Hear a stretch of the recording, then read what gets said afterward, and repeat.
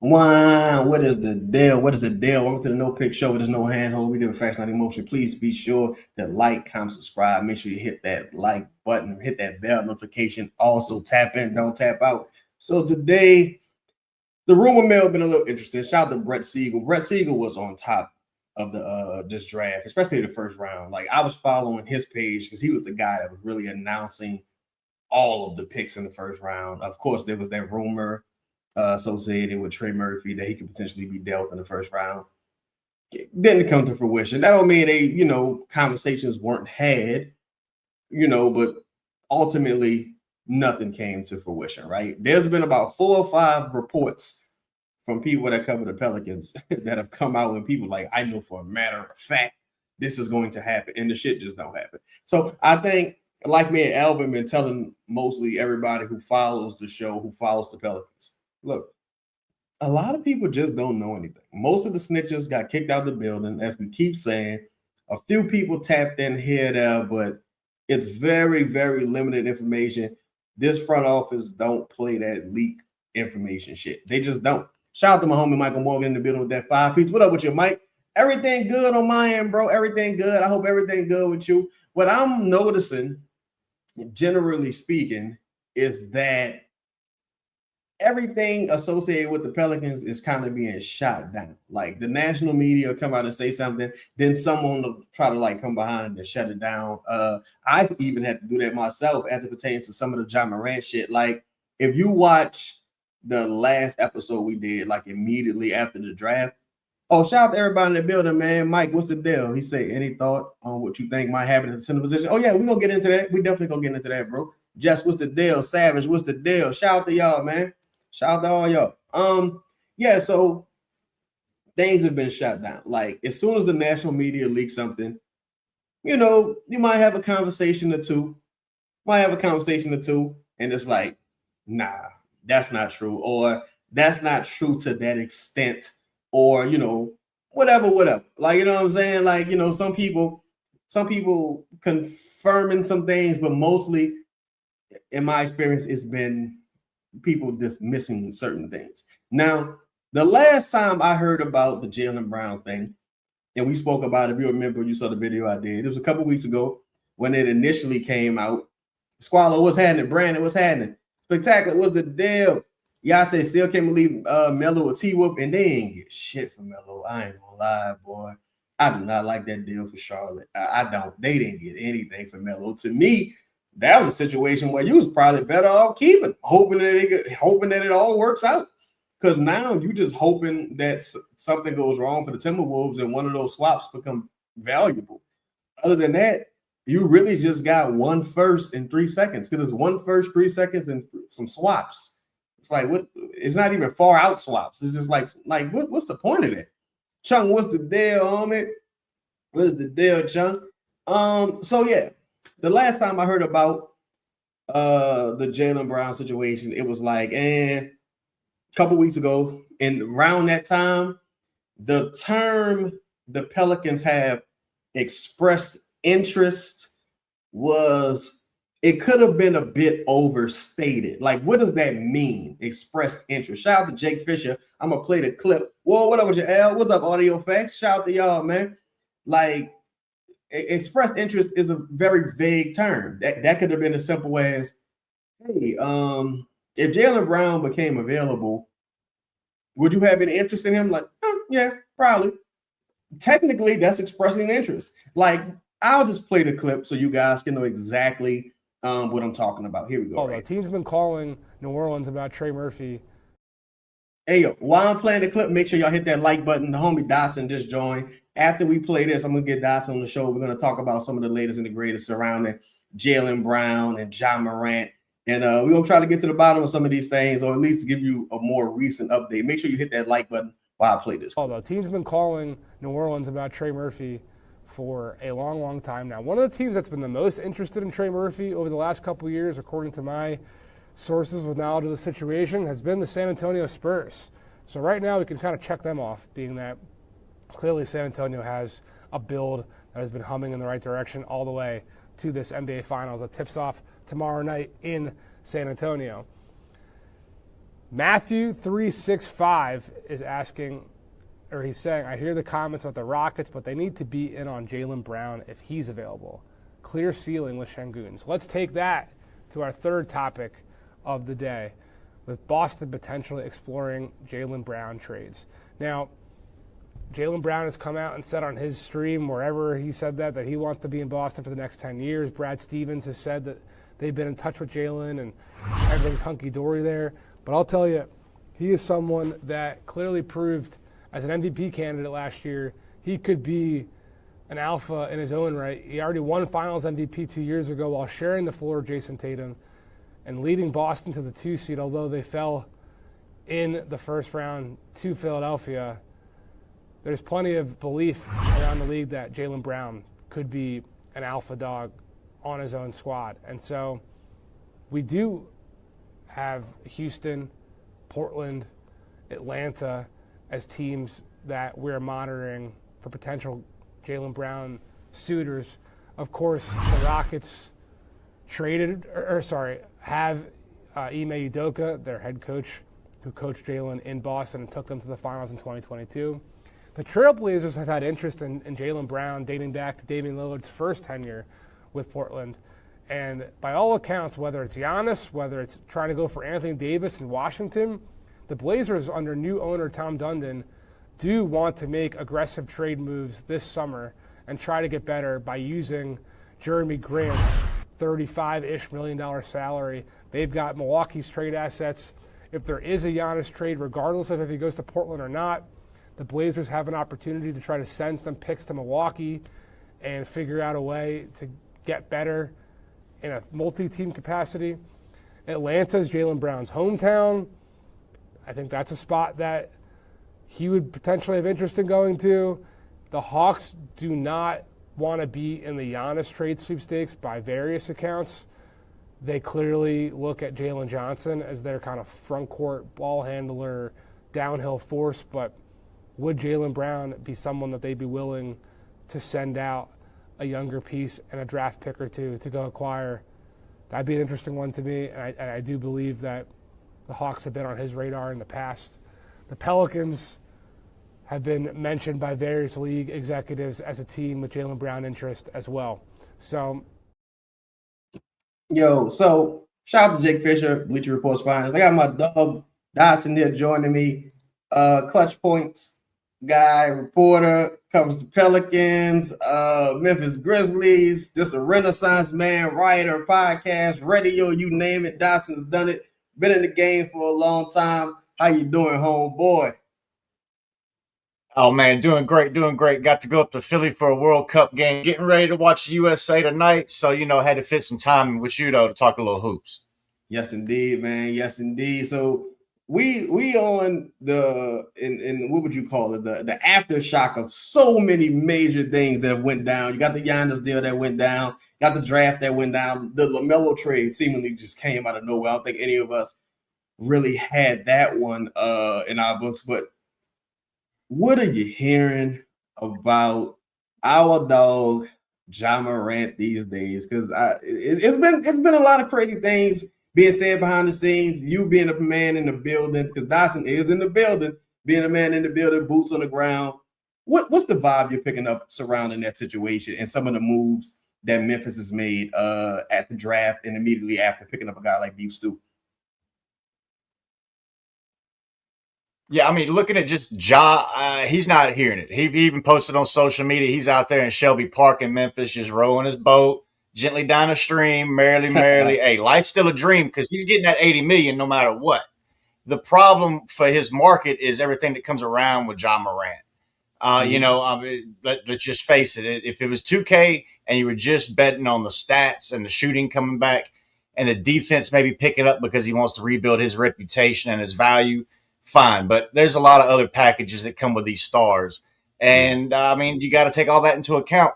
And these teams are taking that into account. And I think that's why you've seen Minnesota actually maybe pay a premium for LaMelo, which is surprising, so they can stay out of the Ja Morant business and go ahead and get their point guard situation cleared up. And, yeah, you're right. The LaMelo trade to me was more surprising than the Giannis trade. We all saw the Giannis trade coming.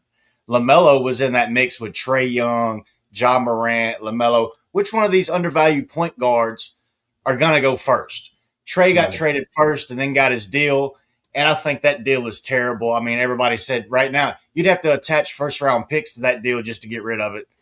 That's not going to happen. LaMelo's deal looks better, so he was actually the best thing to go for Minnesota. And now with the Ja Morant situation, to get to your question, we now know his market. We know his money needs to be less than Trae Young, and we know his trade package needs to be less than LaMelo Ball. It's set. It's set now. But for the teams, or 6 of the teams that were in that Ja Morant talks, and I've reported on this with you and other places before, the Pels, the Nets, Bulls, the Timberwolves, and the Timberwolves got it done. Out of those 6, there's only 3 or 4 left. So the bidding war is not quite as intense. So the package might not even be half of what LaMelo Ball got. And so that's why I think there's going to be some more smoke going into Summer League, where 2 of these 3 teams, the Rockets, I think they're over Fred VanVleet. The Pelicans know that DeJounte Murray just doesn't quite fit the timeline. That's really all you're bidding against for Ja Morant. So which one of those teams is going to bite before all these executives get to Las Vegas and start having a few drinks?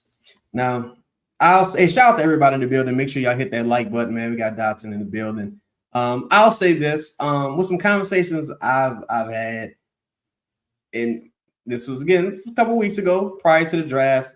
The door on the Ja Morant deal seemed to be like firmly shut from the Pelicans end, but I think it could reach a point, and it seems to be getting to a point that, and along with some of the things that have come out, it's starting to make more sense as, you know, some of Ja's rumored ask behind the scenes as far as like extension numbers and some other, you know, things that may come into the equation, to where some teams may be like, I don't know, maybe this guy hasn't quite been humbled yet or figured it out quite yet. That seems to be the vibe I'm getting. But again, that's the 2K stuff, the contract numbers. We still haven't got into Papa T's going to want the courtside seats, which the teams cannot give those Pelicans, any team can't give those tickets away. That's coming out the paycheck.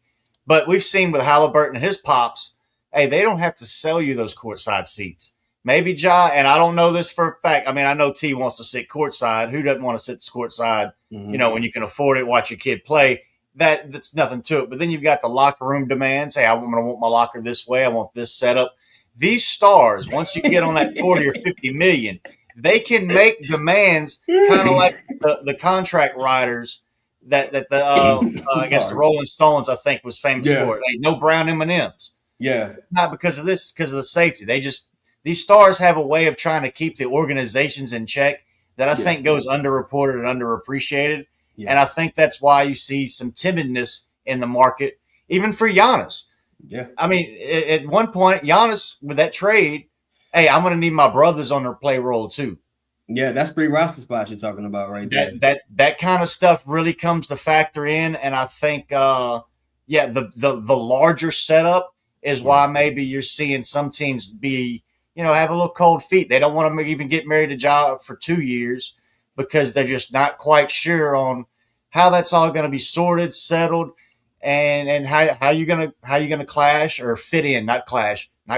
Don't take me crazy.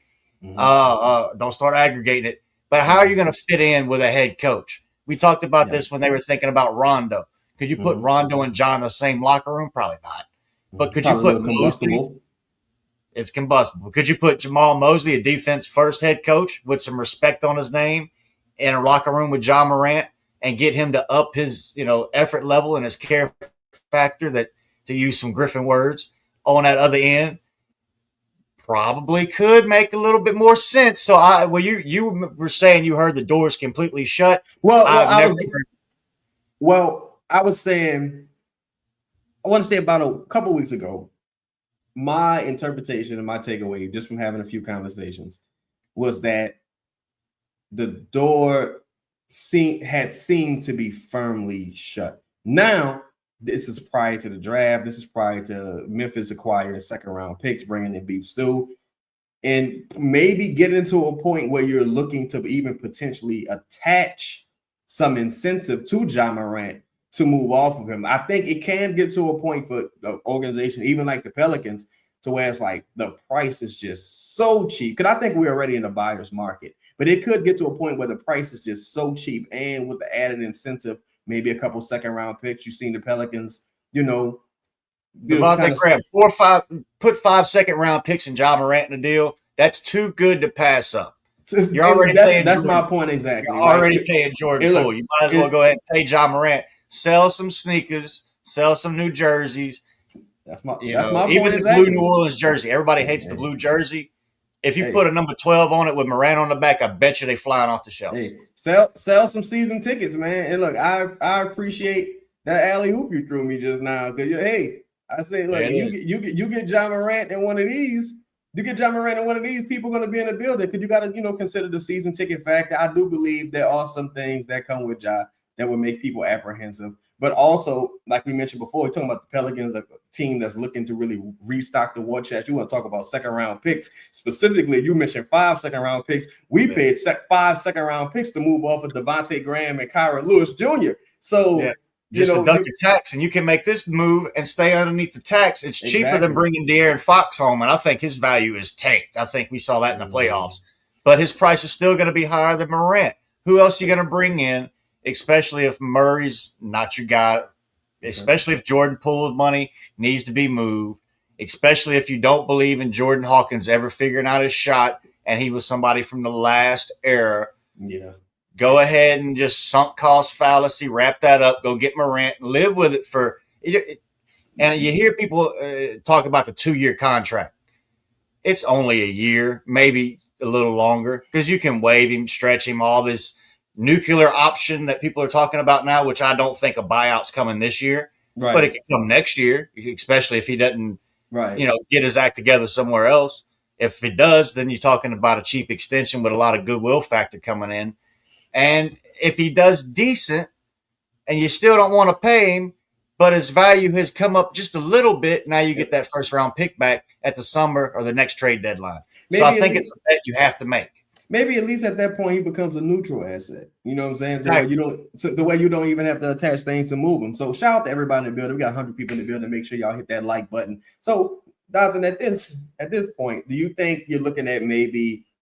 Because I saw KCP picked up his option. Like, shout out to KCP. Make sure you get that money, KC. So it's his last big deal. It's his last big deal. The $20 million. And before you go on, you had a metaphor about the door being shut. And I don't quite know how to switch it for a relationship, new relationship. Maybe you fighting with wherever you at with your partner. Mm-hmm. But say you have you don't quite know. You don't quite agree. Okay. But nobody slammed the door. Right. Nobody's fighting and fussing and got mad and said, "Oh, you trying to lowball me?" Yeah, it's not tumultuous. It's not tumultuous. This is basically who gonna knock first, who gonna come up, and mostly everybody's waiting on Ja to do it. The whole league is waiting on Ja to come up onto that door and go, "Hey, my bad. I ain't mean to do that on social media. I'm gonna do this other stuff right. I'm gonna." And by all accounts, he was a decent locker room person last year. I was in Memphis for a lot. I even put up videos in Houston when I went to the team about how, just to show how much he was cheering them on. I think that part's right. But the rest of the league is waiting for Ja to come up to that door that nobody has slammed shut, but is getting closer to being shut. Maybe Minnesota shut it. Yeah. But they're waiting for him to come up, knock on that door, and go, "Hey, my bad." And if y'all can give me a little bit of grace, a little bit of mercy, I will give you a little bit of defense. I will sell you a lot of tickets, and we can come and talk about a whole different situation this time next year. It's up to Ja Morant to knock on the door in Memphis and mend those bridges, or New Orleans. I bet you if you pay this little price for me, I'm going to make it worthwhile for you. Or Houston, put me with KD and get rid of Fred VanVleet. I bet you we're going to do something and get a top 6 seed.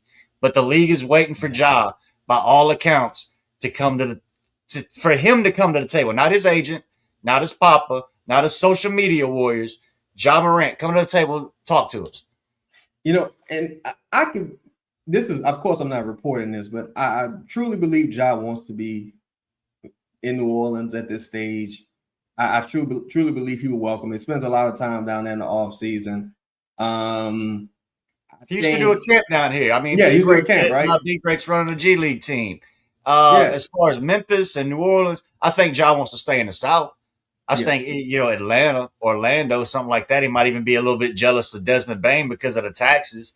But I bet you Ja Morant definitely doesn't want to go to a Portland. Yeah. Sacramento, even he was shutting down Sacramento the same way Jimmy Butler was shutting down Memphis. I think Ja knows where his culture and personality is going to be the best for his marketing and brand, and where he can be himself and express himself on the floor the most. That's either New Orleans or Memphis. What do you think a potential Ja Morant deal looks like at this point? I In dealing with the Pelicans specifically.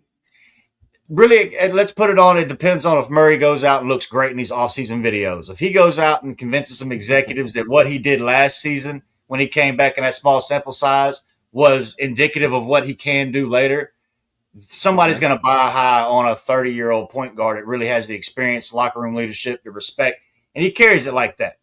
Mm-hmm. If Murray's still showing that, he's a little hurt, maybe he's not going to come quite back the way he needs to be next year. He's never going to hit all-star again. You pay a little more to get out of that business to go get Morant. But right now, I think you got to hold firm and tell Memphis, hey, as New Orleans Pelicans, we'll give you some of what you want. We might even throw in a Herb Jones. But you're not getting first-round picks from us. Wow. I actually, and this is just, I guess I'm just speaking, I'm guessing from a New Orleans perspective, just based on things I've heard recently and just using my own, logic. I think at this point, they would have to take on something that the Pelicans were looking to get rid of to a degree. Right, I think you'd have to take on Jordan Hawkins to some degree. You got to take on Hawkins, but that's okay because Hawkins and Cam Spencer basically Memphis had a lot of success with Cam Spencer, and Cam Spencer wasn't a first-round pick like Hawkins. That's something where you can really sell it. Yeah, and I think it depends the highest on his value's ever been. Yeah, I think it even depending on Herb's value at this point. He's right before that contract really kicks in. It's going to be, I think, around 29 years old when that $20 million kicks in, depending on how they value Herb in a potential Ja Morant deal. I think the upside of Ja Morant is tremendous. And even from a relationship standpoint, sometimes a person's not a bad person or a bad guy. They could just be a bad business partner. Like, I don't know, like the business aspect of things. Like, can I trust you? Are you reliable? Am I going to have to? Are you going to be suspended? Are you going to be healthy? Are you going to buy in? I think Ja Morant's so talented. I hate to see him in this position. I think, like you say, teams that is waiting on Ja to come and say, "Look, I've learned. I'm, hat in hand a little bit. Let's make this work, and you won't regret it." Because I'm trying to get paid. I'm trying to get my extension as well. This is a big money year for me. And you want to talk about 2 years? Hey, Ja Morant has 2 years. DeJounte Murray has 2 years. Ja Morant has played much more than DeJounte Murray as of late. So I think they're nearly equally distressed assets, even if you just want to swap one for the other. It's just a matter of, like, can you trust Ja at this point? And that's the most difficult part to really put your finger on. It is what it is, but we're talking Memphis. We're talking New Orleans. I'm going to deep cut it and bring in some of the rap side of it, talking maybe some Jay-Z. We was talking about at 20, he was a different businessman than he was at 40. Yeah. We've heard about all the stuff on how it was tough to do business with some of them young cats with cash money and no limit and how things fell apart.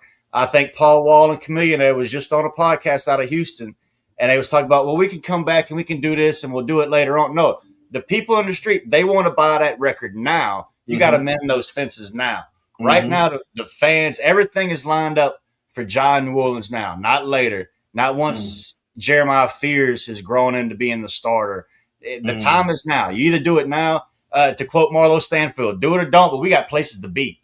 Yeah, I think, we're in for a very explosive summer. It's already began. It's already starting off hot, man. I got another person for you. And shout out to Brett Siegel, your colleague over at Clutch Points. How about this guy? This guy's been making the news. I think there's been some room and interest as reported by Jake Fisher, reported by a couple other people. I think the word interest has different interpretations, certainly different ways you can mean it, but that was also a couple of. You get a lot of mileage out of that as a reporter. Yeah, you get a lot of mileage out of the term interest, right? But truthfully, I think people with this new regime, this admittedly, a ton of people just aren't necessarily in the mix. This new regime keeps staying very close to the vest, very, very methodical with what they let out. And I think they could have some potential interest in Jaylen Brown, even with the rumored interest of Boston having interest in Trey Murray. The clear connection there would be Trey Murphy, Jaylen Brown. It's just a one-to-one common sense connection. What are your thoughts on the possible interest in Jaylen Brown, and do you believe there's some smoke there? Yeah, there's some smoke there. That's something you have to do your due diligence. I mean, that's the job. So they've had to have at least one talk. I think they've had a couple just because it's Trey Murphy. Even if they didn't want to get rid of Jaylen Brown, the only way to get better is go out and get a talent that quite not an all-star, maybe the best player that's not an all-star. They used to be C.J. McCollum. Now that's Trey Murphy. It used to be C.J., yep. It used to be C.J., now it's Trey. But, I mean, Jaylen and the Celtics, it's hard to see that marriage getting mended. I know he went on Twitch and talked about, I want to be there for 10 years. I think that's more his branding because he doesn't want the fans to turn on him. Right. Everybody in Boston should see that with the new ownership and a new group and them wanting to cut the taxes and all that, the writing is on the wall. When they didn't get the reset and do what they wanted to do, and Jaylen Brown went and did what he did and carried that team on his back and upped his value, he made a statement. He made a statement. And now the team has made a statement by throwing him in all these trade conversations that we didn't hear the statement you was trying to make. His statement was him and Tatum should be there for life. Immediate disrespect. Immediate. It's unbelievable. It's unbelievable. That's one. If somebody's got a knock on the door, Jaylen Brown can slam that door on the Boston Celtics and everybody understanding. Boston's got to come to that door with some flowers, a drink, some smoke. Hey, what else you need, baby? You need an extension? What you need? And there's nothing. They can't give him an extension. He's already got all the money. And I believe Jaylen. I'm sorry. I believe Jaylen's a shrewd businessman, but even going back to a couple of interviews he did prior to last season, in that organization, it was just like, yo, y'all don't these are his words. He's like, you guys don't have the same moral compass or principles that I stand for. Yep. So this is strictly a business relationship. And if I think it's kind of like the report that came out from ESPN Milwaukee prior to Giannis being traded. It was like, yeah, he doesn't want to leave Milwaukee. He just wants to leave the Bucks. It's like, come on, man, let's stop playing with words here. Yeah, like Giannis doesn't want to leave Boston. He wants to leave the Celtics, but whatever, whatever, man. So, like, I think you can find yourself in a situation. If you're the Pelicans, you could put forward one of the best offers because it's going to be really difficult to match that salary. And I think the Pelicans are in prime position to do that in a number of ways. There's like several iterations of that deal that the Pelicans can put together. Even if you didn't include Trey, I think he would be included. But hypothetically speaking, if you didn't include him, there's still about 2 or 3 ways for the Pelicans to get that done. Yeah. I know y'all like to play with the trade, machines way more than I do, so to speak. Mm-hmm. But look, there's plenty of ways for that to happen and keep the core together. I wrote about it when Giannis was still on the trade block, but it could still happen with 3-4 team deals where you keep Trey and bring Brown in and have something that we could call great as far as the season, ticket holders being sold a package. You get Brown and keep Trey and got Zion and Fears. You could do a lot. You could really do a lot. But here's I guess, the biggest question that I think's going unasked is everybody talks about putting Trey in these packages. If you're the New Orleans Pelicans, what do you put in a package so that you get to keep Trey? I think that's a first-round pick, a swap. Maybe it's Herb, something like that. Mm-hmm. But there's a lot of where you come to, you want Trey? Well, what if we give you this? Basically, what will the Pelicans trade themselves to keep Trey? And that's a way of looking at the trade that I think a lot of people are missing. But it's one of the only ways that I've approached this with league sources, people from the SBC, the Sports Business Classroom, that Bobby Marks is running this year. Be back at Summer League. Y'all come holler at us in the Red Room. Stuff like that. That's what I'm asking these guys is how much are the Pelicans going to have to give up to keep Trey in the big move so they can meet all the goals of we want to be a top 6 team. We want to flirt and not be in the play-in bottom, but maybe the play-in top half. Right. The only way to do that is trade an extra first-round pick and a swap. Keep Trey, go after a Jaylen, find a third team to push off Murray or definitely Jordan Poole, somebody the Celtics don't want. But you've got the package. You've got the assets to actually make the big move that they say they brought Joe in for, that big vision project. Mm-hmm. They can pull it off. And now that you've got Giannis, I mean, that was a fleece. I think Miami got a fleece there, but keeping that market low did the Pelicans a favor. The LaMelo Ball trade did the Pelicans a favor because now they know that market's suppressed. The market keeps getting suppressed in a way that the Pelicans, as a small market franchise, should go all in, because in the next 3 years, your lottery doesn't mean anything anyway. Dawson, bro, you absolutely took the words out of my mouth, because one of the things I had been hearing, even going into the draft, is that, well, even just my perception based on where the market was post the Bane trade. If you listen to what Mark Stein had to say, it was like, yo, this is essentially a buyer's market. I don't think the value is necessarily there with under the new CBA and new apron rules and things of that nature, and draft picks being more valuable than ever, even second rounders, because at this point you need cheap talent. Cheap cost control talent. I think right now, for a budding all-star, fringe all-star, I don't even know if the market's necessarily there. LaMelo's coming off an excellent year compared to some of his prior injury-riddled years, but he essentially went for 1 first in a bunch of seconds. Like, so, because those swaps probably aren't going to be anything. I think even with Giannis, might have held on a little bit too long, but I think that's the same deal that was there at the deadline. I think it's pre-Bane trade and post-Bane trade. Because you remember Karl Anthony Towns, Rudy Gobert, Donovan Mitchell, Mikal Bridges, all these crazy deals that happened. And since then, it's like the deals have seemed to have gotten progressively worse. Even with the new draft rules essentially screwing Memphis with Utah and it's like, come on, man, worst time ever. They should grandfather that in for Memphis. But I kind of wonder where the value is at for some of these guys, like a Herb Jones, like even a Jaylen Brown at this stage. Because personally, I think Jaylen Brown is incredible, but Jaylen Brown has such weird PR that people underestimate this man every single season. Like, I don't understand it. The dude's incredible. Yeah, so, and when you played the clips before you brought me in, what stood out to me and what stood out to a few people I've talked to was not the table setting and the playmaking, the extra ball handling duties where he was doing all the on ball creation this year. Go back and look at that clip if y'all want to rewatch this. Look at the block at the rim. Look at some of the passes he was making. Yeah, that's setting the table. But getting out in transition and playing fast that way. Some of the defense that he brings, I think you can give up Herb Jones if you're bringing in Jaylen Brown because you're actually getting a better defender. And again, the market's there, the price is there, the market's coming down. Even look at the Bane package, or look at the day before. I was on with shout out to Steve Geller, Charlie Long, Eric Asher. The day beforehand, I'd even published it, maybe even talked to you, that same package is there for Trey Murphy. That was the best package for the best non-all-star in the league. Bane had that, and then he went to the East. Trey could probably move to the East and become an all-star. That package also had an extra pick because of the KCP deal. So it's really 3 firsts. You can still get 3 or 4 firsts for Trey. You're probably not going to get 2 firsts for Herb. But if you give 1 first and a few seconds and then send that to Boston, if they can't fit Herb in their cap, they're still getting a lot of what they want.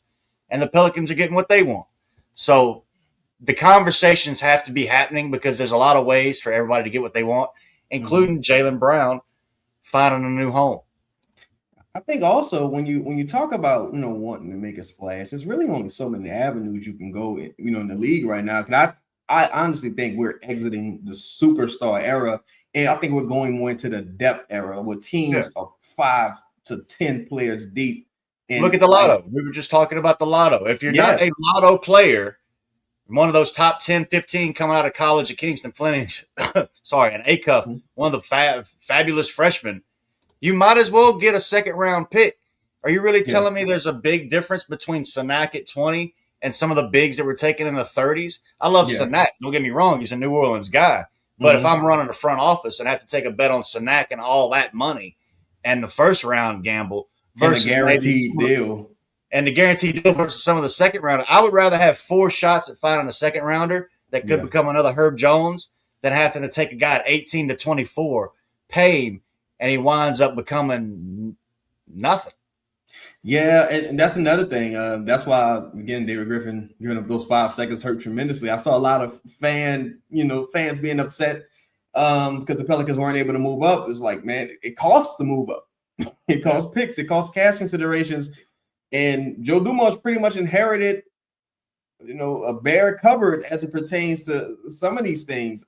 He had a maxed out credit card, but with one of those prepaid credit cards where you got to send him 3 to get 5. Yeah, and he still didn't have much left on it. But he's rebuilding the credit. Yeah. I think he even rebuilt the credit. If y'all want to go ahead and throw him an apology for that Derek Queen trade, because I watched a lot of you talk about everything I do. I've been on the Puma circuit for 3 years now. I've seen 70, 80 games of Kingston Flemings. I've seen 50 to 60 Asa Newell games before he got to the pros, right? Mm-hmm. Derek Queen probably had more double-doubles as a rookie than Asa Newell will have his entire career. Or not his entire career, but his best year of his career. I think Kingston Flemings and Jeremiah Fears, probably a wash. If you had to pick one or the other, you couldn't go wrong. But if you had to wind up with Newell or Queen and you did a few little trades to make sure you got Queen, you won that big time. So I think a lot of people owe Joe an apology because just the gap between Queen and Newell, and that says everything to me. My position on that as well has always been, look, if you're a person who likes Derek Queen, you're a fan of his game, you're a fan of his play style, and just things about him, you have to respect going to get that guy. And once you saw the product on the floor, if you're a fan of that, you have to just accept it and move on. Now, if you're a person that's on the fence, then, whatever. Like, you just accept it as sunk cost, or you can keep complaining about it, what have you. At this point, the baby's been born. You got to move forward. We got to move on. The draft is over. And the official offseason, now that the trades are happening, to me, the offseason don't really begin until post-draft. You miss your guy. All right, we're going in this direction. We couldn't get this. Now we're going in that direction. And the bullets are flying. It's live rounds right now, man. It's live rounds. Do you have any predictions for what you think the Pelicans might do as the offseason continues to drag on? Of course, they picked up Carlo's option today. I think they're holding off to see if they can move Kevon Looney. And if not, of course, he's probably going to be declined as well. And shout out to everybody in the building. Make sure y'all hit that like button. But do you have any predictions to ask which direction you think the Pelicans ultimately go? Are they going to compete, or are they going to look for avenues to try to tear this down? And if they are competing, which direction do you think they trend towards? Yeah, no, I think Looney's definitely – you just decline the option. There's nobody that's going to want him. He's owed too much money. But I do think they make a move. I don't think they stand pat in a way that, they say we're just going to run it back. There's just too many people in the building and outside the building saying, hey, we're getting word to expect some changes. We're going to have a different team, a different product on the floor next year. Yeah, it's probably going to have Zion, Queen, Fears, those guys. But there's going to be a new shape, a new direction, especially with Jamal Mosley running this team with that defense first in a way that I think Willie Green wanted to be, but he never was. Let's be honest. And then there's going to be an offense that I think has more intention than what James Borrego could really implement because he didn't have the voice in full control. Even when he got full control, we've seen some of the vision, but we didn't see it all the way to completion. I think we're actually going to see this team compete in a way that's better than what we saw last year. I mean, there were times last year you couldn't even argue they were competing. Right. They were losing by 40 and 50, and it's the first quarter, and we all saw that. I think the Pelicans, if I'm not mistaken, the Pelicans had roughly 20 games. I think it was 21. But roughly 20 games heading into the fourth quarter where they lost the lead and ultimately lost the game. So it had gotten to a point where it was just like, wait a minute. Something is happening here when it comes to closing games, and maybe this is when the game changes. When it's nut cutting time, the game gets serious, and maybe we just don't have the players to deliver. Maybe it's the X's and O's. Maybe it's a number of things. Maybe it's roster construction, shooting, what have you, right? It could just be accountability. Let's talk about the accountability I always want to preach about. But let's tell me, in all those fourth quarter, go back in all 20 of those games you just mentioned. I will pay you $100 every time Willie Green got a technical foul fighting for his players. I bet you I don't owe you $1. Oh yeah, it's few and far. I bet you we see Jamal Mosley out there. If they start losing leads, yeah, he's gonna chew out everybody on the court. He'll take the fine, the tech, and then he'll take the 2 rookies and whoever else is slipping up to the back to the woodshed. Something's gonna get changed out here so that we might have this happen 2 or 3 times, because every team in the NBA is gonna take a lick. Over 82 games, you're just gonna lose a few games, but you're not gonna lose 20 with a lead and not have a problem with it. It seemed like this team did not have a problem with losing in a way that was disrespectful to the city. And now I don't think that we'll see any kind of losses like that moving forward. Joe's put his foot down. Zion understands. Queen's out there running with Mose on the hills. You know what I'm saying? Jeremiah Fears is looking like Russell Westbrook with his muscles. I think we're going to see this team leave some bruises next year. Even if they don't make a top 6 seed, I don't see nothing like that happening. Mm-hmm. But I don't see them finishing 14th or 15th either.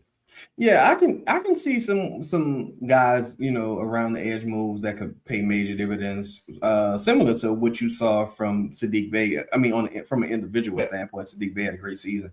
But even with Charlotte, it's like, hey, what are y'all doing? Like, what's next for y'all? Like, who's going to be on the market? Milwaukee, maybe Jordan Poole wants a home going. Maybe. I'm not a big fan of Miles Turner, but there's ways to make it palatable. Like, it's not an offseason until we mention Miles Turner. Yeah, it's not an offseason. Personally, I would prefer they stay away from that, honestly. I'd rather go get kind of like the time is now for Ja. The time for Miles Turner was 2 years ago. Yeah. Same for Nick Claxton. I don't think Claxton is quite what he was hyped up to be, and everybody, he's just not engaged with the Nets. No, he's getting old. He's getting found out in a way that the moves he was making 2 or 3 years ago just don't work. And we saw it with even Larry Nance. Once he couldn't get above the rim and do some certain things, Larry's usefulness, his utility to the team become more as one of those Garrett Temple guys, rather than one of those gym rat guys that if you really need somebody in the rotation for 60 games, you can throw them out there. I'd rather go let's look at old guys. I'd rather bring Najee Marshall back if he was on the block, which it sounds like Dallas is going to have to make some moves with their new coach. I think Dallas is a very interesting team. You just drafted Mo Johnson. Lively to me. You want to talk about a high upside play. If that guy is healthy, he was trending toward one of the better defensive bigs in the league. You just saw Mark Williams get his extension. Fully guaranteed is a little crazy for Phoenix. Whatever though, but fully guaranteed is a little crazy for Mark Williams. But get your money, Mark. I ain't hating money. Yeah, you know what I'm saying? But, you got the guys, like it's several people on rosters. They're going to have to make decisions about Derek Lively against due for a rookie extension. You got Gafford locked up I don't like Gafford's contract, but you got him locked up. Najee's locked up. You got PJ Washington. There's a lot of people in the league, there's a lot of around the edge moves that could really help the Pelicans depth wise and give them even go to Memphis. Go get Santi. I know Santi's being shot. That's one guy. And a lot of I've said this before, and maybe not to get too some, but there's some of those vets that don't want to go back to Memphis, and they're being allowed to kind of look around because, they grew up with BC. Then BC passes. Yeah. Tragic as it is, prayers up to the young man and his family. But there's some guys that, that's all they've known. And now they just kind of it's time for new scenery. You've traded away all the team except Ja. Santi's the next one to go. I think you could kind of get Santi somewhere. I know he wants to be with a competitive team. He doesn't want to be in the lottery, but Santi doesn't quite have the reputation to dictate that in a way. Doesn't quite have the clout just yet. Come on. Yeah. So, only like a 2-year deal, if I'm not mistaken. Only like a 2-year deal for Santi. Still can shoot the ball. Quality big, rotational big. I would like them to take a fly. He's 70 cents on the dollar. If you have to get rid of Trey, you go get Santi. He does everything Trey does at like 75, 80%, including the rebounding, which Trey gets called out on, including the defense. But when Santi gets hot, he's a better shooter than Trey. Go look at the stats. When Santi gets the ball to pass, he's actually a better passer than Trey. Trey's a better ball handler. So Trey can attack the closeouts better. But when it comes to that international game in the field, I've watched them both a lot. And I think Santi's actually a better passer. Just looking at the team that, they stated they want to build as far as that toughness and physicality and things of that nature. I have a few names off the top of my head. I know you mentioned Santi as well. Who will never be confused for being physical. That's one of his biggest raps and negative licks is he needs to just go out and hit somebody real quick, rebound a few extra, and be like Josh Hart, and Santi get an extra 10, 15 million. Yeah. one thing too, like I talked to my homeboy Elvin about this all the time. It's like, when you're the Pelicans or when you're a small market team, there is a fine line to walk between talent and toughness.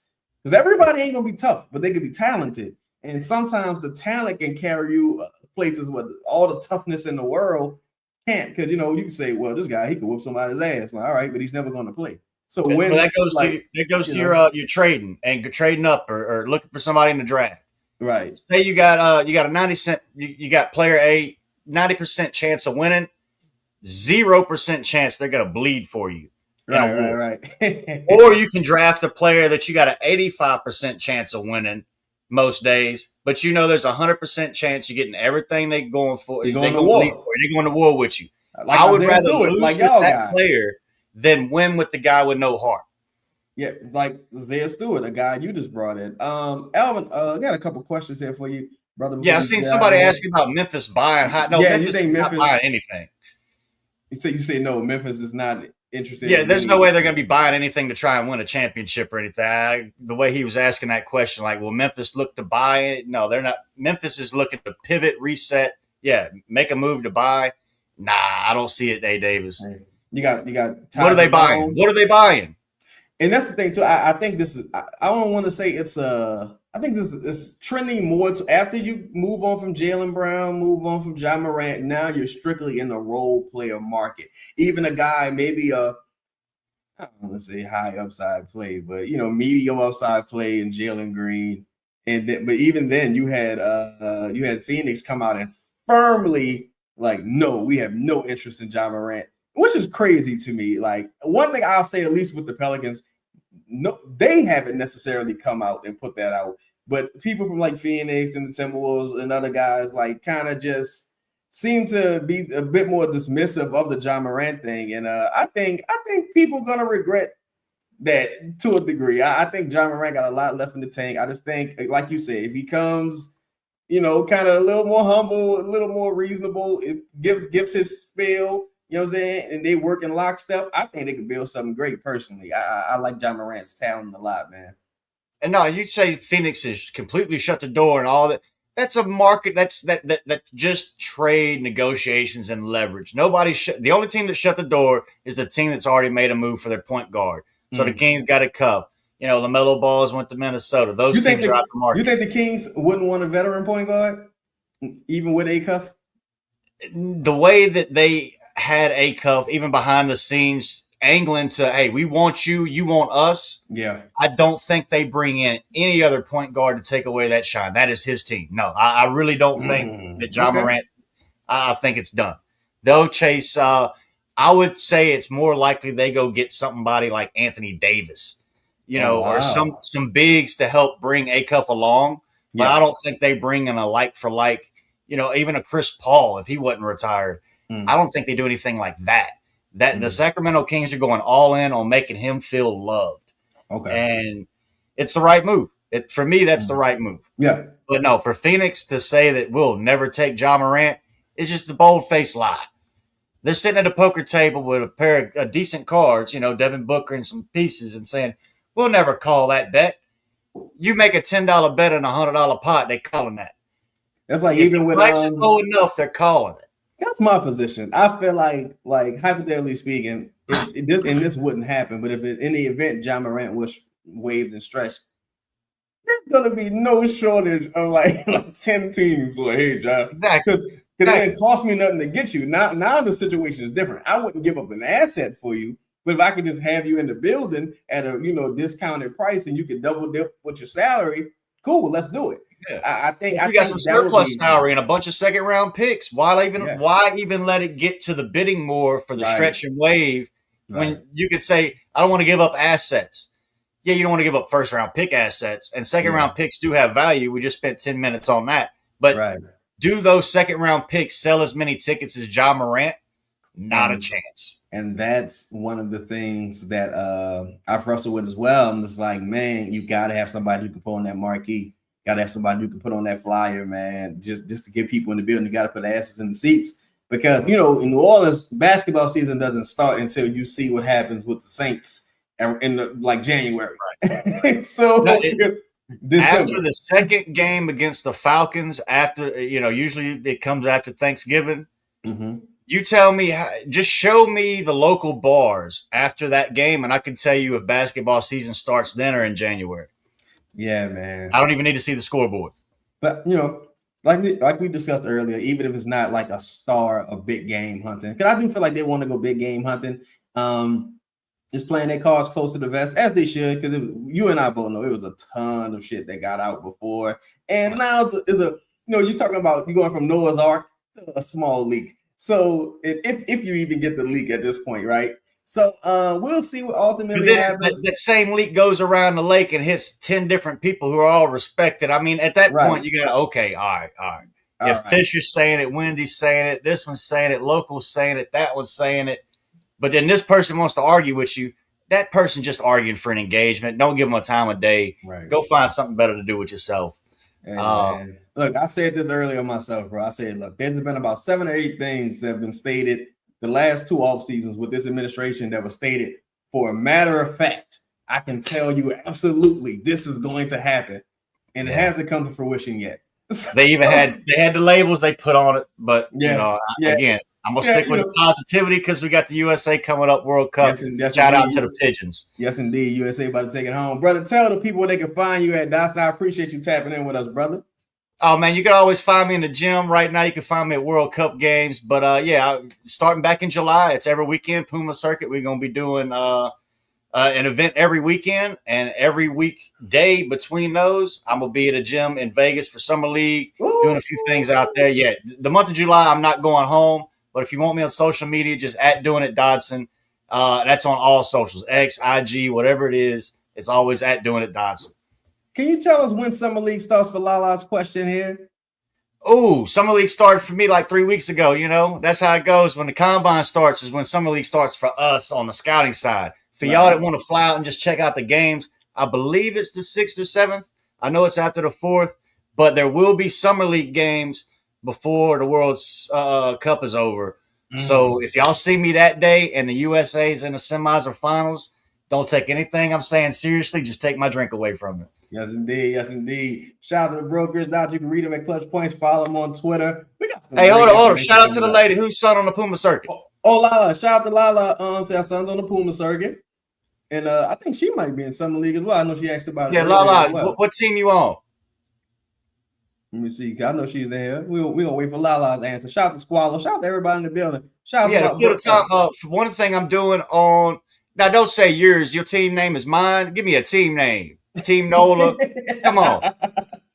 If I ask you where your highlights is at, you tell me Instagram. You still got to tell me what your Instagram is. There we go. All right. I know a lot about JPSA, and not just because they're out of Louisiana. Okay. They got Tommy Tripwire. I call him. He might be the best shooter on they got the Pro 16 and EYBL. Tommy Trips, I would put him up against anybody in the country right now in a 3-point shooting contest. But JPSA, Lala, which one's your son? He says he's going to be in Richmond on the 9th. I'll be in Richmond in the 9th. But they had a JPSA. I'm going to give them all a shout out because Tommy, Luke, Kendall, I'm forgetting some of them. They showed up 6 deep in Monroe, right? Mm-hmm. And it's nothing against JPSA. It's 5 white boys and a big man. It's a light skin. You know what I'm saying? Right. They got a few new kids the last 5 few and weeks. a half. They got a few new kids. Point is, big man went all weekend without fouling out and got a double every game. She's our kid, the only mixed kid. That's what we talk about. The light skin one problem. There you go. Hey, but he did not foul out all weekend. I'm telling you, he's a D2, low D1 kid in AIA. I ain't gonna hype him up too crazy. Right. But I mean, he went out there and did work. JPSA, them kids out of New Orleans showed up 6 deep against U Prep from Dallas, who was 13 deep. They showed up with a whole squad. JPSA beat them 66-33, pieced them out. They walked out. They played great fundamental basketball. Lala, shout out to JPSA and y'all. Tell Tommy Trips to holler at me. If your kid hasn't got you the recruiting packet or the playbook, yell at him first and then get at me after the USA game. Yeah, shout out to y'all. Holler at me. Yes, indeed. Yes, indeed. Y'all gonna tap in with the homie Dawson, man. I'm gonna get to a few of these star questions and I'm gonna get up out of here. Appreciate you always, brother. I'll be Hey, I hollering can at. stick around for the questions. The games ain't started yet, but I had to catch Lala real quick. Oh, for sure. It's no problem at all. She said she definitely gonna tap in with you. But yeah, shout out to my friend Matt. He did a thing where he put together a 75-page playbook of what the Grizzlies were using last year in summer league and the first 25 games of last season before it all went to just went to hell, right? So we've been giving that playbook out to kids, and I'm telling them, hey, if you ain't got a 3.0 and you are undrafted free agent after you didn't get your pick, you didn't get your name called, but we need you at summer league next week. Here's 75-page playbook. How much of this playbook are you gonna know? And the way the kids' eyes light up, like, oh, they can hold it. They're seeing their dream. They see the reason that we tell them. And I think that's a lot of what gets lost in the grassroots. Not to go on a little rant here before we get to the question. We're not connecting these kids with the information the same way that they need it. We got to meet them in the middle. You give these kids a playbook and I tell them they need a 3.0. I've had moms call me back or meet me in the gym a few months later. Like, hey, I don't know what you did to my kid, but do it again. Right. Go find the other one. Shout out to Adam Washington, another kid out of Louisiana, freshman, goes to Willow School. He's going to be the next Sanak or Chris Burden. I'm telling y'all that now. I think that's a young man I followed on Twitter. I think this young guy. The kid cares that much. So that's another Puma kid that I'm telling you, he could be the next Asa Newell. He is that. He's got that light to him, and he wants to bring in just all the information. So if you give a kid the playbook and they light up and they run with it, you can tell they're going to do something. Some of the kids, you give it to them. What playbook? I didn't read that. You just made my job so much easier. Now I can go tell the other scouts and the national scout for Puma, who used to work for the Spurs and I believe the Thunder. He's from New Orleans. I ain't going to do all the work for y'all. Y'all going to have to go to LinkedIn and look that up. Right, yeah. But it's a small circle out here, y'all. It's a small circle if you're really just out here working with it. Stay in the gym. So, yeah, Lala, tell Kendall. I hope I'm getting his name right. I know it starts with a K. If I'm saying Kendall wrong and it's something else, apologies. But tell the young man keep working. I'm going to know his name soon enough. I know he got the double-doubles and he didn't foul out. Hey. That's all I need to know. Yes, indeed. Tap in with the homie Dawson. Let's go USA. Let's get this W, baby. Kendrick. So you was close. Got the Ken part right. Look, just call him Kenny. You gotta call him Kenny or K. Well, wait, you was close, Dawson. Just get at me in Richmond, man. Just yell at me in Richmond, Lala. That's all good. But yeah, what kind of questions you got for us before we start this game up? Oh man, just a couple things here. Shout out to the homie 504 the super chat, bro. I appreciate you, fam. Spectacular Insight said, and shout out to everybody in the building. Make sure y'all hit that like button. He said it's a bonus and option. I believe he is an option. Of course, you got the relationship there with Scott Perry. Joe Dumars was there when Sabonis was there. Troy Weaver was actually one of the people that traded for Sabonis back in the day in OKC. This is one of those things where I wonder if I think he's tough because he can get those rebounds, but defensively, he's been a liability. So I wonder if there's some hesitancy there. What do you think, Dawson, on that front when it comes to Sabonis? I mean, the Pelicans did what to the Kings, 2 years ago with Sabonis? They went 5-0. They beat him. Can Sabonis really step in that locker room and be like, all right, I'm going to be the back line that got everybody back when everybody in that locker room is already beat up on him? And I'd rather do a sign and trade for Walker to Kessler. And chase that. If you want to be an option and go get your big man of the future, find somebody that fits the timeline better. And Sabonis is an option, but I don't think he should be the first, second, or third option. He's more of the plan D. I like Sabonis a lot, but I think with some of those guys, even with Sabonis, for example, you still find yourself like, shit, I still need a center. Like I think Sabonis at this point can play a bit more 4 than 5. But I like Sabonis. I wouldn't be mad. Who does Sabonis guard when you play the Wembys and the Jokic's? Do you hide him or can you actually put him on the center? I mean, we've seen all these teams hide. We've seen Jose Alvarado guarding Wemby because they didn't have a center. And that's just not to say we need a Wemby solution. It's just to echo what you're saying. You go get Sabonis, you're still saying, well, shit, we still need a center for 20-something minutes.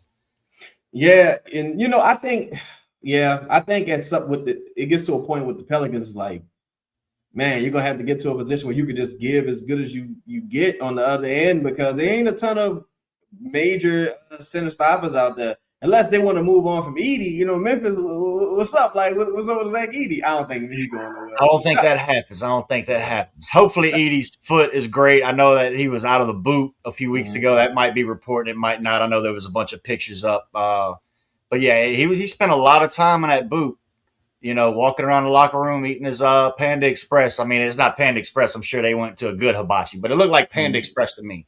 But that's all Edie was doing in that boot. So until he comes back and shows that he can play 20-something minutes for 60-something games this season, there's no reason for Memphis to give up on him. And I don't think there's any reason for a team like New Orleans, who says they want to compete, needs to go and put all their eggs in a basket that might not even be ready for the right. Help them for like half a season. Shout out to Jeffrey Williams. Said, do you think the Pelicans? He said, hey Chaz, do you think the Pelicans are getting to the T-Wolves, Hornets deal, and Naz Reed can get rerouted to New Orleans? That'll solve the issue at the 5 spot. Honestly, Jeffrey, and I'm probably in the minority, I don't want anything to do with Naz Reed. I don't think he solves the 5 spot. I think he's more of a 4. Anyway. I think he's more of a 4, and I think even the prospect of them starting him at the 4 this season is a part of the reason they traded him for LaMelo Ball. Because you pretty much got rid of both of your forwards. You got one great 5 in Rudy. You got another guy, is it Behringer, if I'm not mistaken, who projects to be a really good 5. Like the final game of the season versus Pelicans, man, this dude was incredible. And in the summer league, he looked incredible as well. I think he's going to be really good. But I think with Naz Reed, it's like Sabonis as well. It's like, damn, I still need a center. I still find myself needing that 25, 30-minute center. Hopefully, Yves Missi is preparing to step into that role. He seems to put on quite a bit of weight this offseason doing this thing. But I still think even if Yves does take another step, I still think you need some veteran leadership there. Yeah, I like the way Missi's working on his game, all the stuff coming out for the offseason. Yeah. And if guys asking about Reed at the 5 or 4, I think Memphis is set there. I think Memphis is actually set everywhere but point guard because of Ja Morant. But they got Jalen Wells, Cedric on the wing, Coward on the wing. They got Boozer. Scottie Pippen Jr. Scottie Pippen Jr. is a great backup point guard. I really think this year him and Ty Jerome are going to be able to just let loose and run with it. Yeah. But then you get Reed and Edie at the front court. With them and Boozer, you have your front court of the future, basically. They've got everything except their point guard and a couple of different spots on the bench, which Ty Jerome will be moved before they compete again. But, yeah, with Scottie Pippen Jr., I love Scottie Pippen Jr.'s game. Yeah, I think he's a very excellent player. Just tweaking, I just watched some PI highlights. He's not a god, question mark. What are his faults? He's not good? Is he not a guard?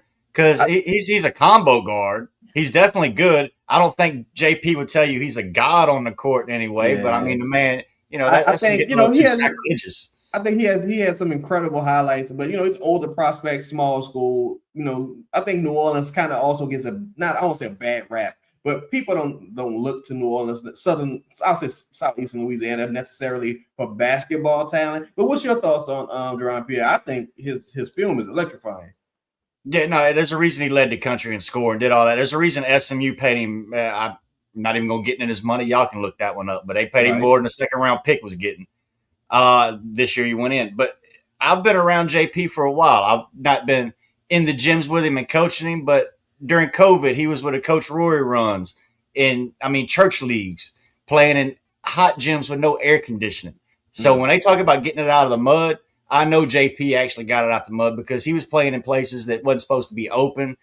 It was 102 degrees in some of those gyms with Latrell Jones and Raji Lyons. All those guys at the Rory runs. I've watched him for 5 or 6 years. I've seen people say he was the worst guard in Power 5 basketball last year. I don't think that's the case. I think he was in the bottom 30%. I wouldn't give him a top half defensive guard. But I think when you pair him with Jamal Mosley and be great and stick him down there, and we've got the Ja Morant of the G League, is what we're going to call Jerron. That's what he is. They work on his defense the same way that he's went to all these 3 different stops and had to prove himself in different ways. That's his next challenge. JP, come in here and prove you can at least not be a turnstile, a traffic cone on defense. And if he goes in the summer league, I'm really waiting to see what that schedule is. I pray he gets to go against, and I think Fears and Queen both play some summer league games. Yeah. But I'm really hoping Jerron gets to go out and play one-on-one, point of attack, line of demarcation defense on some of the best point guard prospects in Vegas. If he can do that and hold up, JP has a chance to make the varsity the same way Herb Jones made the varsity. Maybe not starting, but he could be on the varsity. If not, he's going to start at the G League, and it's all up to his defense. If you get your two-way and you play some defense, you could be up here and be the next Jose. You ever seen Bryce McGowan's with a guaranteed contract, 2-year guaranteed. I also see guaranteed for this year as well. Shout out to 504 boy, my dog. He said, "Is Messi not the answer?" I think Messi could get. I've seen Messi take a step every season. I think the way Messi was used last season, in my opinion, was an abomination. I thought he deserved far more minutes. No disrespect to DeAndre Jordan, big body, Hall of Fame center, defensive mastermind at one point, but come on, man. You know, Eve Messi, you got to give him some run. I thought last season they kind of did him a bit of a disservice, especially compared to his rookie season. And, you know, no one's saying Eve Messi is a bona fide starting five on a good team, but I think he can definitely give you 20 minutes, 15 minutes, especially maybe it's a little bit matchup dependent, rebounds, shot blocker, not necessarily a rim defender. What do you think? What are your thoughts on Eve Messi, Dawson? Yeah, they treated him a little bit too much like Jackson Hayes last year, where he deserved a little bit more run, a little bit more credit for learning the game, even though he's only been in the game 5 years now.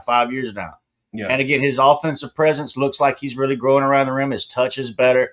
I think he is an answer in a way that maybe, he's not going to turn into Jokic or a starting level center where you're paying him $40 million, $30 million. He's never going to get that top level stuff. But could you see him being a Hartenstein in 3 years? I can't. Yeah. I could see him doing some things that help a championship level Western Conference final team in 2 to 3 years because of the way he's growing, the way he's learning the game, the way he's been engaged, and just just the way the young man has approached being a professional has been very impressive by all accounts. So I think he is an answer for a team that wants to be taken seriously as a playoff contender, a top 6 team. Yeah, in 2 or 3 years, Yves Messi is either going to be doing really great for a bad team or he's going to be contributing at a high level for 10 to 20 minutes on a great team. You got Savage. Shout out to my dog Savage. Savage, you don't know, me and Elvin spoke about this a few times at length. Said Keontae George should be available now. Now he's still on a rookie deal, but boy, that money, they looking at a cap crunch out there in Utah. Whatever happens with Walker Kessler, then you got Keontae George's extension. You know you're going to be on a rookie scale deal with Ace and Peterson for a while, so you don't have to worry about that just yet. But I think the way this team is set up with all these salaries from Laurie, Triple J, who else is there? Then you got Kyle Filipowski. You got to bring back Kessler. Like, it's a lot of things happening in Utah, and it's getting kind of rich over there. Do you think someone like Keontae George ultimately ends up on the market? And what do you think happens with Walker Kessler? We'll just answer 2 of those. Yeah, I mean, I'm hoping Walker Kessler is a sign and trade to come into New Orleans just as a fan, and it's my city. I want to see him as a great, the next great center. As far as what Utah should do, you let this play out. You don't owe them money yet. You let to see this team, how do they really shake out and play together? Who you're really going to need. We've seen this before with other teams where let's find out who's surplus to requirements. Maybe Keontae George has really taken a next step up and they can do something different with him, and they see, we've got to lock him up on this, rookie scale deal. Mm-hmm. Maybe you pay Kessler. It looks like he's going to get paid no matter what, but if you keep him and pay him and he doesn't quite fit in, you can still move him at the deadline in 6 months. But yeah, they're going to stick with Triple J. Laurie's going to stay. The young guys. What do you think that number looks like for Kessler? But probably 20 million too much. No matter what it is. I think the lowest it go, unless he takes his qualifying offer. Because if he takes his qualifying offer, I think they trade him. But I think you got to at that point. Yeah, I think it's gonna be like 28. I'm gonna say 28. Yeah, 28 to 32 is kind of the middle of the Oreo, but everything on both ends of that gets kind of shitty. Yeah. He happens to be in the big man resurgence era. So he's like, hey, you need somebody to guard some of these dudes. What's up? Like, and luckily for him, he's also in the West. And we'll end with this. Breeze 31 says, what will Memphis do with 4 point guards? Walter, Spencer, Scottie Pippen Jr., and Ja Morant. What y'all gonna do? I mean, Spencer's not really. I think he proved this year. He's not. Last year, he's not really a point guard. Cam Spencer's a great off the ball microwave scorer. He could do a lot, but he reminded me of Jordan Hawkins trying to bring the ball up a lot, just way too many times. And I still go back to this one particular play. Hopefully, somebody can find it. Jordan Hawkins was bringing the ball up at home against the Chicago Bulls a few years ago, and Kobe White just picked his pocket. Half the press box and the scouts on the other end was like, "What is going on here?" There were moments like that with Cam Spencer last year. So I think really this year it was going to be Scottie Pippen Jr. If we trade Ja, you're going to get a lot more minutes. In SPJ, smooth, pretty jumper. Shout out to my guy. And then Ty Jerome. I think they're really going to try and build his value up as a ball handler. He can shoot.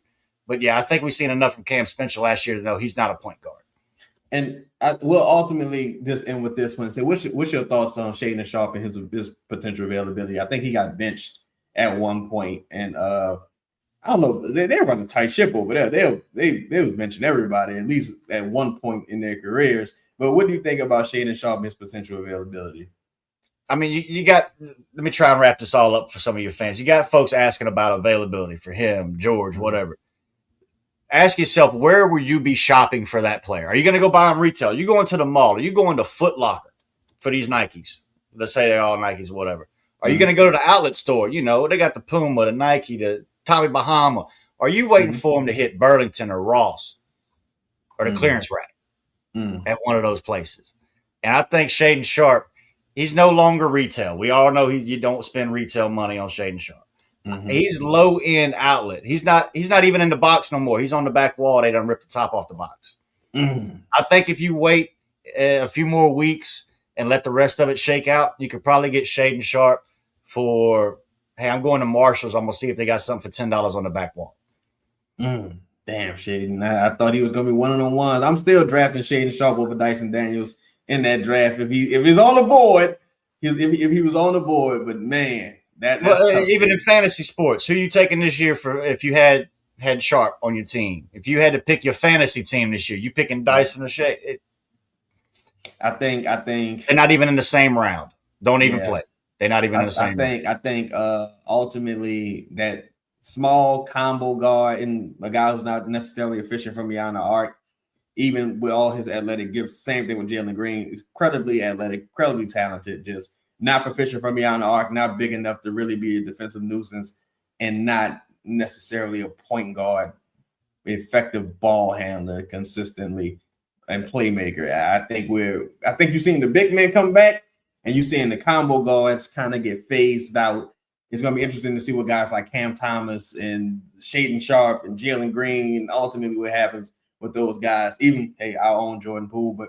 Shout out to everybody in the building, man. Make sure y'all hit that like button. Make sure y'all go follow Dawson, tap in with him, tap in with Clutch Points. And man, the summer's here. Hopefully we get something interesting happening tonight for my Pelicans, man. We can get this ball rolling, you know what I'm saying? But appreciate all y'all support, man. Thank y'all for the super chats. Thank y'all for the star questions. We out. Peace.